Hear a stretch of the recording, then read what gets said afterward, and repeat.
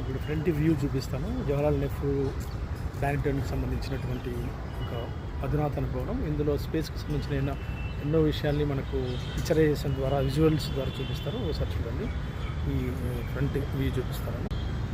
దీంట్లో స్పేస్లో ఉన్న అనేక రకాల అంశాల మీద విజువలైజేషన్, ఒక పిక్చరైజేషన్ చూపిస్తారు. దీనికి మనం బుక్ మై షో ద్వారా టికెట్స్ బుక్ చేసుకోవచ్చు, లేదా 4:30 లోపల మనం ఇక్కడికి వచ్చి టికెట్స్ బుక్ చేసుకోవడం వల్ల ఇందులో ఉన్న అంతరిక్షానికి సంబంధించిన, స్పేస్కి సంబంధించిన అనేక విషయాల్ని మనకు తెలియజేయడం జరుగుతుంది.